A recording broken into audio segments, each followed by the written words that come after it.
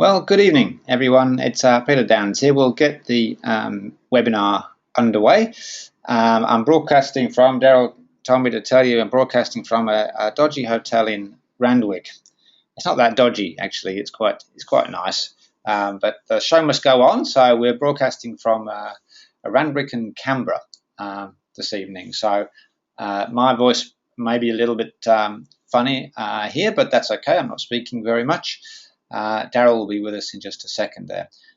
So welcome, everybody. Thanks very much again for your time this evening. We really appreciate it a lot. This is the final, as you know, webinar in this series for this year. As per usual, as we go through, we encourage you to ask any questions in the questions box you see on your control panel, or make any comments as we go through. I will monitor that as Daryl goes through the webinar here and relay any comments or questions at the appropriate time to Daryl. So I think you've got the hang of that now. I recognise all the names on the list this evening, a nice little group for the final webinar. We are recording this, of course, as well, which will be available in the next few days with the other webinar recordings as well. So without further ado, I'll unmute Daryl, and hopefully he can hear me okay. Can you hear me, Daryl? Yes, thanks, Peter, from Dodgy Hotel in Sydney. Come on, you've got to share it with the rest of them, mate. You made a booking and then you looked at Travel Advisor and it had minus 5,000 stars. It was something like that, yeah. I had immediate booking regret, hotel regret. But it's not that bad. But if I yell out in the webinar, it's bitten by the rats under my feet here. But it's not too bad. It's okay.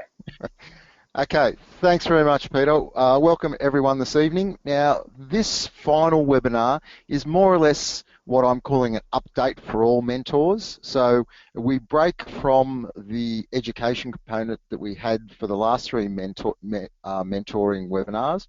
And tonight is basically just, and it will be a quick chat. I doubt if it'll go for the full 50 minutes that we've scheduled, but it's just to reinforce some of the things that we talked about.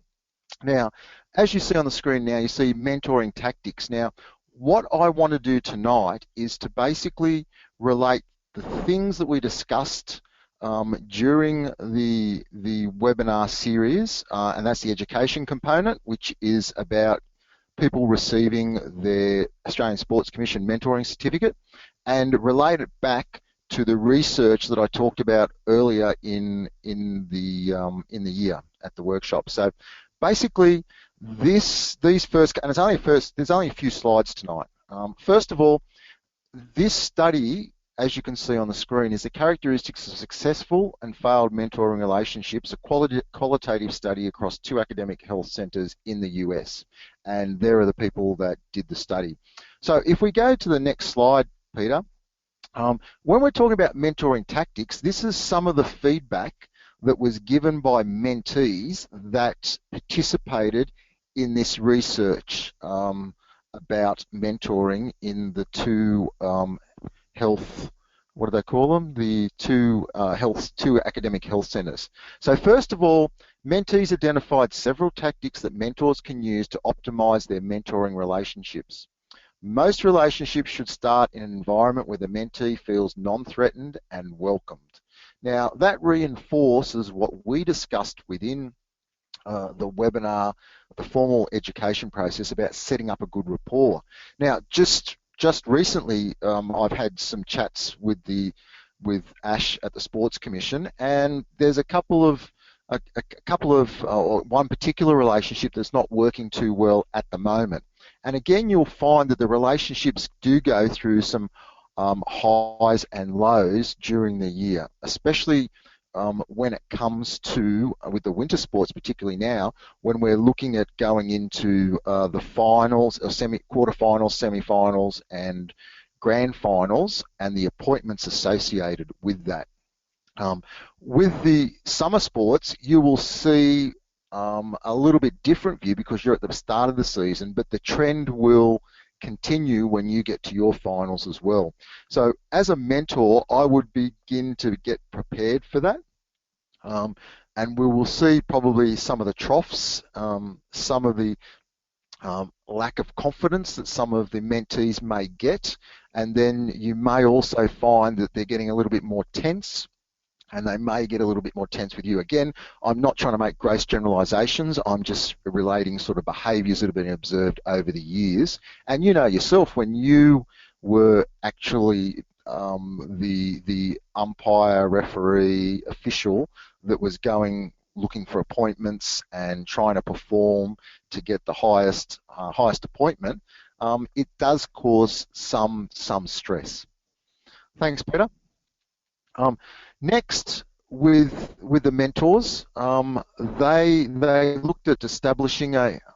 Pete, have you been able to? Yeah, here we go. Faded in. Great. Next, mentors. This is from the mentees within the research. Should establish a communication framework, including what several of the mentees referred to as a process of reiterate and review. This approach includes ensuring that the mentor and mentee understand the discussion and action items. One mentee described it as making sure that the mentee and the mentor understand what they're talking about and asking for repetition and clarification to make sure that they understand what they're both talking about. Now, have you mentors been in a situation where you've actually had a meeting and then you're going, what did we actually achieve from that chat? And what outcomes did we get from that chat?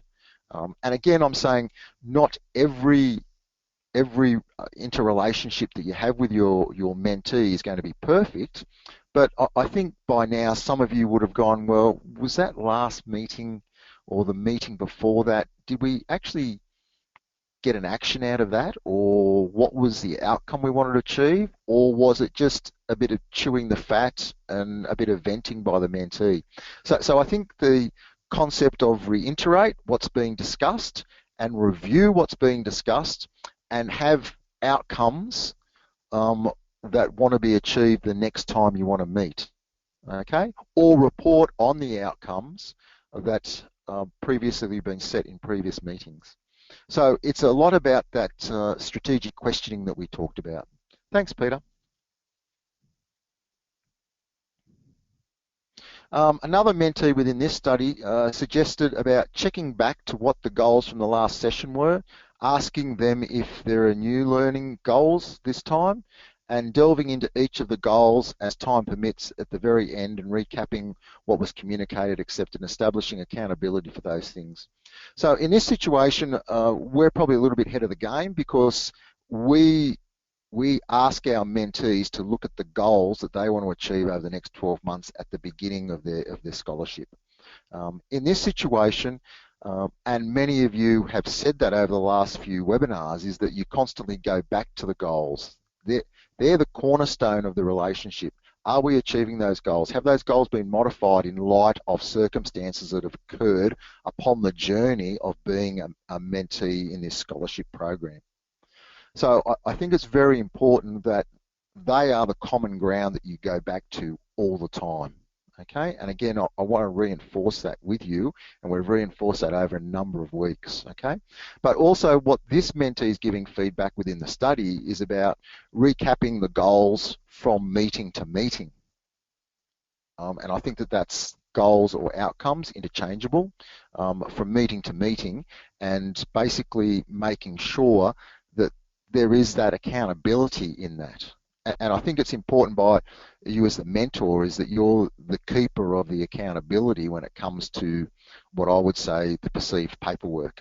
Again, there's accountability by the mentee in getting the outcome done, but I think you're there as the keeper of the paperwork going, okay, so where are we up to with this?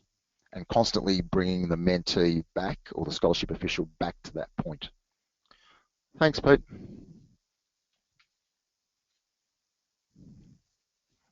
Now, this is interesting. Several mentees suggested that the mentor use a checklist to frame discussions to ensure that time is well spent. I always use the term maximum time on task, whether you are delivering a coaching session, whether you're delivering an officiating session, whether you're working with an individual. So have I maximised the time and has it been well spent?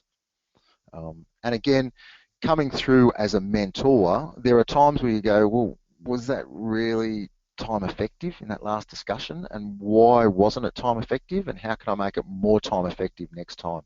And this mentee within this US study has suggested possibly a checklist to be used by the mentor in the discussions. Now, you probably do it, and it's probably all in your head. But maybe if the mentee is seeing you actually ticking things off, and they see that the time is well spent. The other point is that should the mentee be doing that? Should the mentee have a checklist going, oh, this is what I want to discuss with my mentor? So I think that that's something you can talk about between both of you. Is there a dot point checklist for your meetings, and who develops it and who is accountable for that? Thanks, Pete.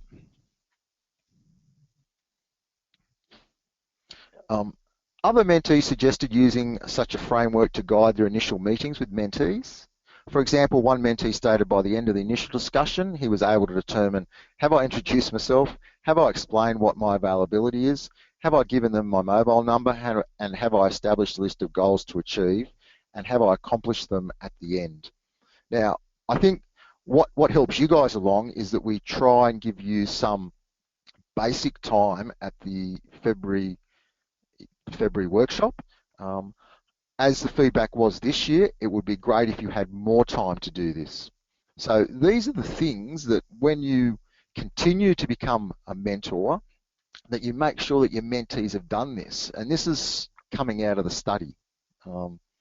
I think the important thing out of this point is I've established a list of the goals that I want to achieve.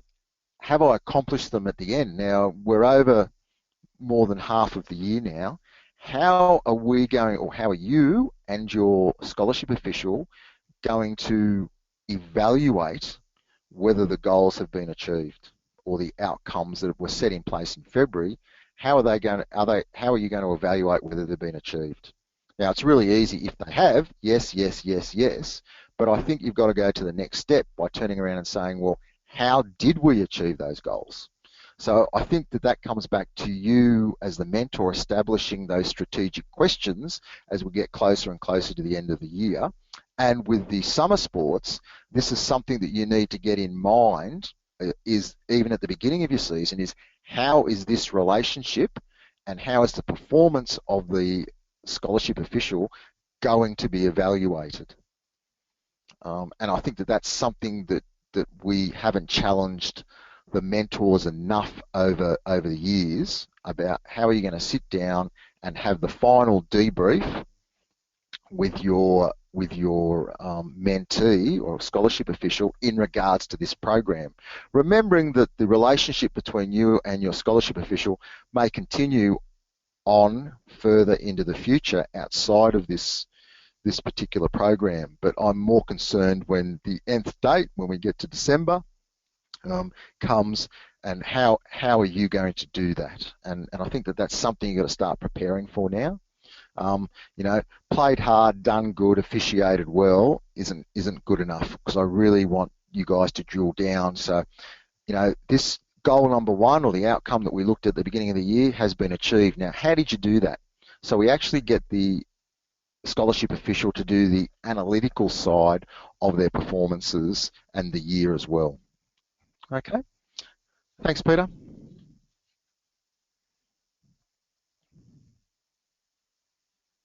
Okay, so finally, mentees identified several strategies for enhancing the organisation of meetings, including scheduling regular appointments and keeping a list of action items, and that's what was previously discussed.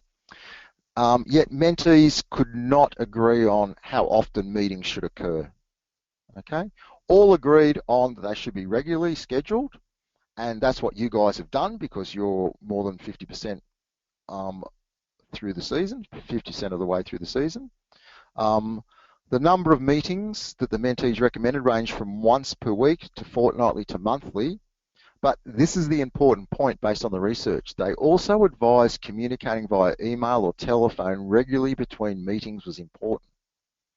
So what they're saying from this research, and again, you know your scholarship official better than anyone else, is that they're saying even though you might be meeting once a week, is there something that the research is saying there should be something put in between the meetings. So whether it's a drop an email, a telephone, or drop a text to them. So if you're now meeting fortnightly, then what we're saying from this research is that is there contact between the fortnightly meetings or the monthly meetings? And I think that's really important because it keeps the scholarship official on track, and that's sort of the little nudges that we talked about in our previous webinars. As I mentioned to you last time, I don't know if you remember, but I was working with some mentors and mentees in one of the sports, and 5 months into the program, the mentee hasn't talked to the mentor at all. And this is where the mentor needs to sort of have those touch points where they're nudging the mentee to go, well, hang on, I'm here. But from what I can gather from the feedback from the officials, that you guys are travelling quite well. But consider the contact points between your face-to-face, especially coming into the appointments for quarterfinals, semi-finals, and grand finals. So I just wanted to quickly reiterate what we had discussed and what you guys actually are doing based on the research. And as I said at the beginning of the year, it took a while to go around and find some research that was of value, that looked at the practical implications of the mentor-mentee relationship. Okay. Are there any questions that anyone would like to ask based on what we just call those mentoring tactics? Or again, it was more of a summary so that it's ongoing for you guys, so it becomes part of your behaviour when you're dealing with your scholarship official. So if there's any questions, if you could just quickly type them in to Pete, and hopefully Dodgy Hotel will be able to get it through their email system or their internet system. I'll let you know, Daryl, when you come in. Okay, we'll go now. We'll go to the next section, guys, which I've called effective communication tactics. And what I want to leave you with is some strategies to deal with any problems that you may confront, especially this time of the year for the winter sports. So here are some phrases that can solve any work problem. Now, I don't know, again, I don't know whether it should say any work problem, but phrases that can assist in solving problems, I think, is the best way to describe this. So we've got I think it's about 10 phrases. And again, you've got your own battery of phrases that you can relate to when you're talking to your official. So this is basically if there's an issue or whether there's conflict. Now that conflict may not be aimed at you, but the conflict may be manifested from another part of the scholarship official's environment, which could be a referees coach, could be appointments person, etc., etc., etc. So these 10 phrases can be used to solve problems that you're having with the mentor. Okay, I'm not saying that you have had problems or will have problems, but I think these phrases are quite interesting to think about. So if we go to the first phrase, thanks Pete. So again, we're putting this in the situation where there is either a problem or an issue. So the first statement or phrase that you could use is, I didn't realise this was going on, so tell me more. So in relation to that phrase, many times pleading ignorance is a good place to start to diffuse any situation. So even that you might know there's rumblings, pleading the ignorance is always a good starting point. Okay? Begin to listen and stop talking. So this is where you let people vent. This will project an empathy that an angry person or an upset person wants to hear. Remember, this empathy should never be confused with an agreement. Okay? So please couch all these phrases in the context that your mentee or scholarship official isn't happy with something. All right? And again, the statement doesn't make a commitment to anything or an agreement. All it's saying is that, hey, Tell me what's going on. I didn't know about it. Okay, next phrase. Thanks, Pete. Okay, now I'm not sure whether the term yelling is appropriate, but you get the general gist of this one. I want to listen to your point of view, but I can't do it when you're yelling at me. Or in your case, I want to listen to your point of view, but I can't do it when you're upset at me or with the situation. Okay? Um, Going on for this, this basically sets the ground rules and prevents the situation from getting out of control. No one who wants respect will sit there and be yelled at or screamed at. And I think, if it comes to this, then I would sort of cancel the type of meeting that I would have or postpone. So I want to listen to your point of view, but I can't do it when you're this upset or when you're yelling at me or or when you're angry at me. And they may be showing emotions of anger and upset with you, but you may not have caused it. That's the other thing. Okay? But this particular phrase sets in place a standard of behavior. Okay? Your job isn't there to be sort of, at the pointy end of a stick and being jabbed all the time as a mentor because a scholarship official isn't happy with something. All right? Next statement. I understand your point of view, but I see it differently, as opposed to saying, no, you're wrong. Okay? So I think this is a pretty good statement. So after listening to their viewpoint, it is acceptable now to firmly disagree and outline reasons for your opinion as the mentor. So don't be bullied into agreeing in that moment and changing a decision later on. So I understand your point of view, but I see it differently. Bang. So in relation to this statement, let the mentee scholarship official vent. Let them vent, vent, vent. And you're probably sitting there going, yep, that's a fair comment. No, I can understand where they're coming from, or no, that's not fair at all. That's all their emotion coming out.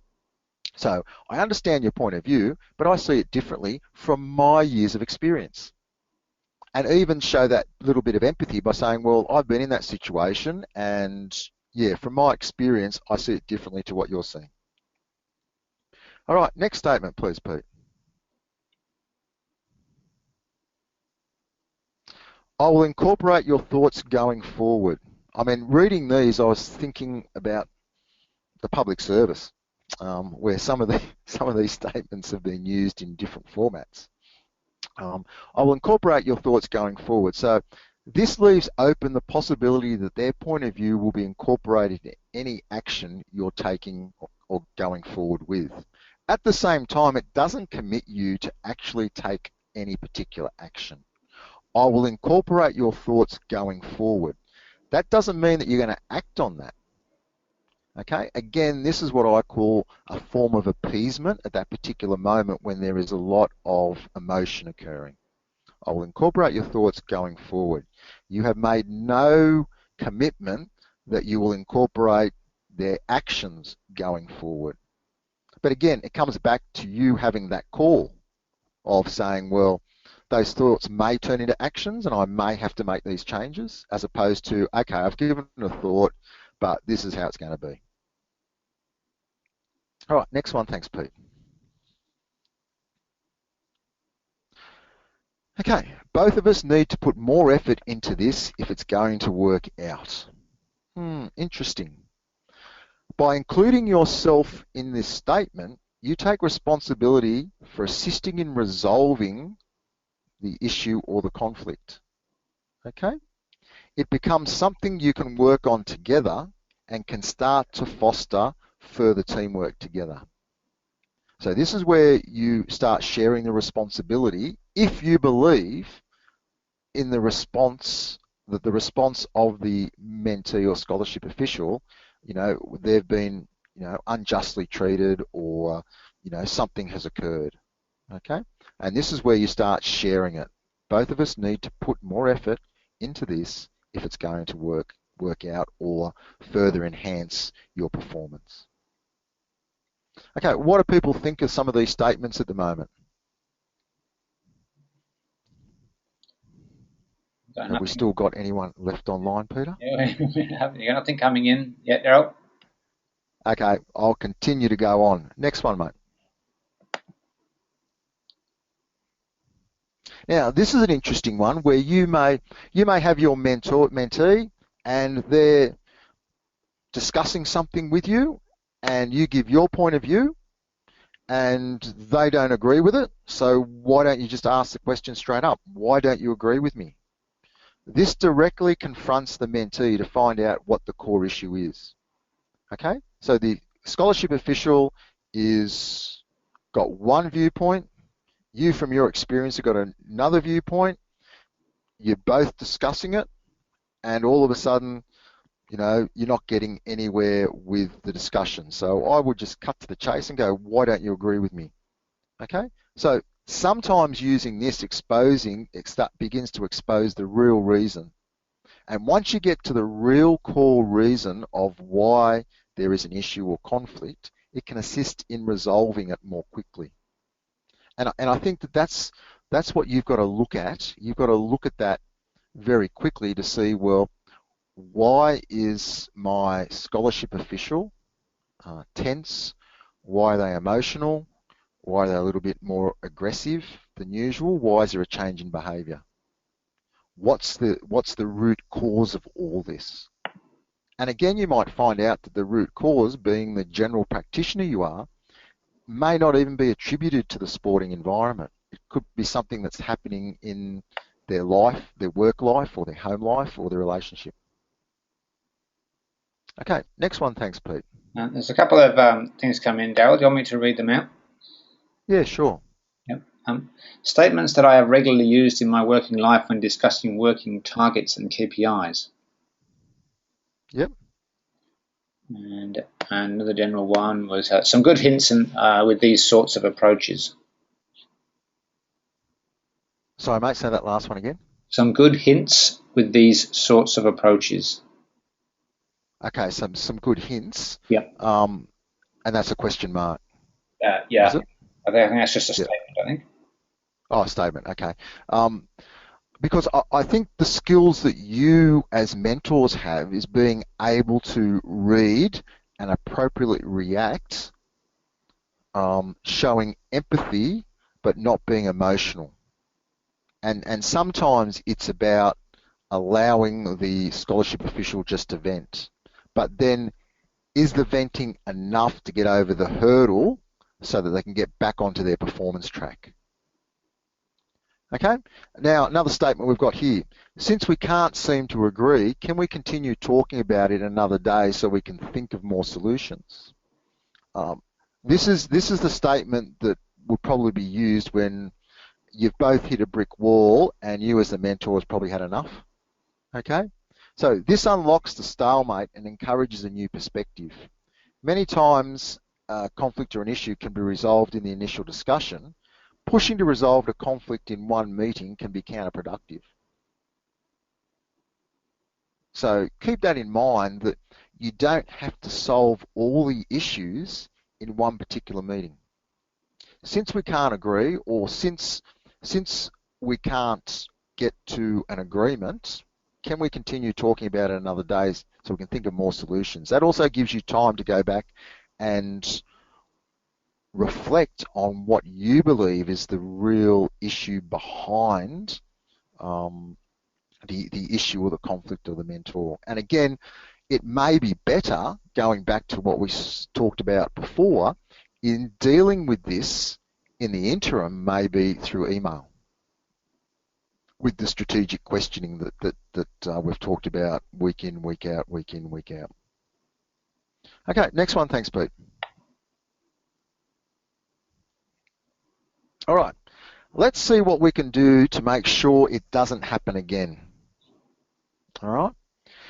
You accept that the initial outcome wasn't satisfactory in the sense of what happened to your official, okay? And shift the discussion to explore how this won't happen again. So what modifications can be made in the future so that you don't feel like this again, all right? And that's as simple as what that can be. Let's see what we can do to make sure it doesn't happen again. I accept that you're upset over this issue, so let's move forward, get over the hurdle, and let's see how we can influence it not happening again. Next one, thanks, Pete. Okay, what can I do to improve communication so this does not happen again? So this focuses on the conflict or issue on the process and not the people, which is critical for any type of resolution or giving some advice to your scholarship official.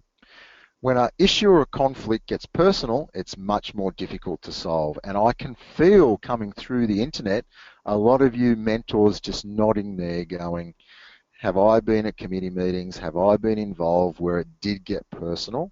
And when it does get personal, everything just drops straight away.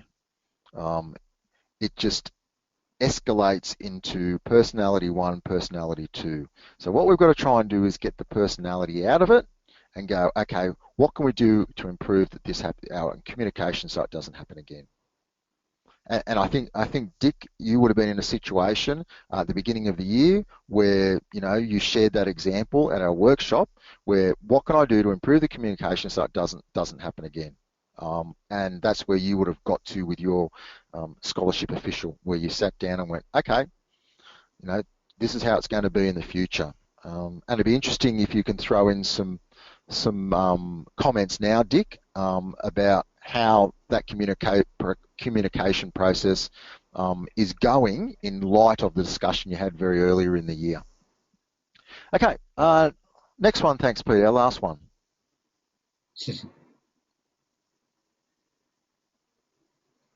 We've got one in there, the last one. What can I do next time? Okay, all right, we're one slide short on this one. Okay, the last one is what can I do next time to make this less difficult for you? So this is quite a smart one, a smart tactic. So the actual statement is what can I do next time to make this less difficult for you? And as soon as someone turns around and goes, I want to make your life less difficult, what do? You go, that is fantastic, please do it. Because not only is my life difficult, it's complex too. So this is a very smart tactic where you, as a mentor, do not change your viewpoint of the outcome, but ask the mentee what can be done to make it less painful for them in the future. Okay, so this is a bit like, this makes the medicine easier to swallow. All right, so how can I make your life easier, less difficult for you next time? All right. So they were the points that I wanted to discuss with you, but I do want to have some interaction this evening about, okay, how have you been able to successfully deal with issues or conflicts over the past 6, 7 months of your mentor scholarship official relationship? So I just want basically everyone just to throw up one. If it's not this year, how have you done it in the past? So you have been confronted with an issue or an upset mentor or a conflict that's occurred outside of your relationship. How did you quickly deal with it? And we'll just give you a couple of minutes to do, or a minute to do that if that's okay.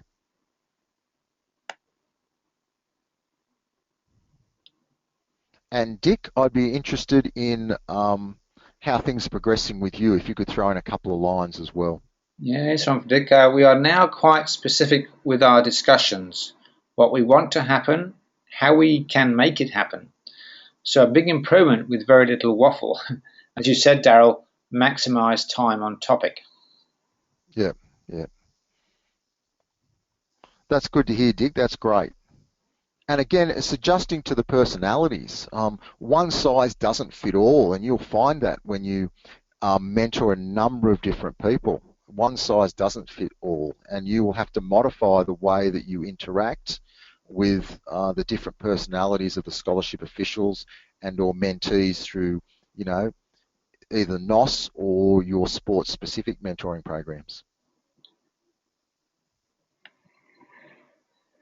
Give a little time, then speak and deal with the issue straight away. Yep. Give a shit sandwich by taking about our relationship positives, then dealing with the issue before talking about positives again. Well, so Pete, just that's interesting. Like the hamburger approach of, you know, positive reinforcement, constructive criticism, positive reinforcement, constructive criticism. Has everyone got the idea of that now? Like, is that an effective way to do things, or do you just cut to the chase? And that's a question. I'd be interested in people's, because people's feedback. When I'm assessing people, so we're not in a mentor-mentee relationship. When I'm assessing, most people go, tell me whether I'm competent or not yet competent, and then tell me why. So how are you finding people now? Do they just want the feedback straight to the point, or do they want the hamburger approach or the sandwich that was just mentioned? Oh, I've always called it the love sandwich, but I think I prefer that better. Here's another one. Dealt with situation with precise conversations, discussions to ascertain problem and then deal with the issue. Yeah. So basically what the feedback's coming is that it has to be accurate and timely. So it's got to be to the point, and it's got to be as immediate as you can be. Would that be fair? Any other comments, Pete? Feedback should be straight to the point. Okay, all right. And again, it comes back to having that rapport where you know that feedback straight to the point is what your scholarship official wants. Okay. I think I gave you the example of when we named the Australian wheelchair women's team. I asked them how do they went to the leadership group and asked them how do they want the news of whether over the last 4 years, whether you have made the Australian team or you haven't. So the leadership group came back and said, this is what we want. First of all, we want to wheel in. We want the coach to tell us whether we're in or out and tell us why we're in or why we're out. We then want a second room whereby we wheel in and we want a telephone, tissues and chocolate. Now, I went telephone, tissues and chocolate, and they went, yes, telephone so we can ring family members, tissues for happiness, tears, and tissues for sadness, tears, and chocolate because if we make it, we want to comfort eat, and if we don't make it, we want to comfort eat, and we're females and we want chocolate. So that was the feedback of how they wanted feedback given.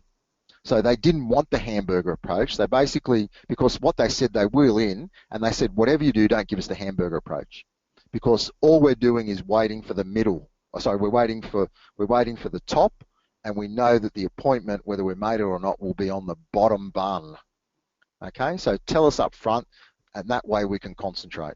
And you will just have to wear the emotion for the people that haven't made it.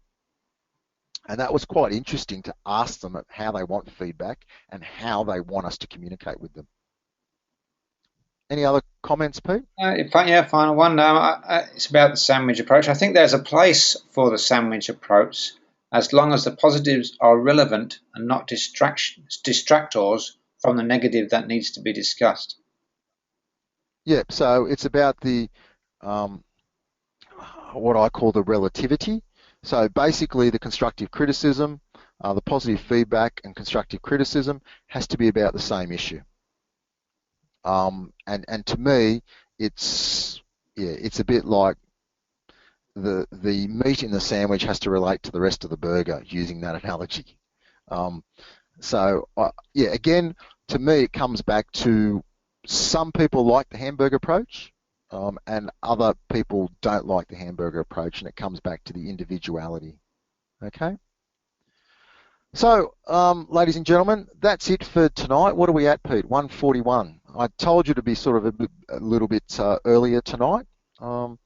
Again, what I wanted to do was to relate some of the things we talked about in our educational process back to the research, and then I wanted to challenge you guys about what type of phrases or the way you communicate with your scholarship official when it comes to emotional issues, conflict, or when the emotions are running a little bit high. So this is the last time that we'll be talking to the mentors until we see you face to face in Canberra. As a group, we will be, Toppy, Nunny and myself will be in contact with you probably twice over the phone between now and November. Please, we are only a phone call away. I'd like to thank you for your time in either participating in these webinars or looking at the recordings of the webinars.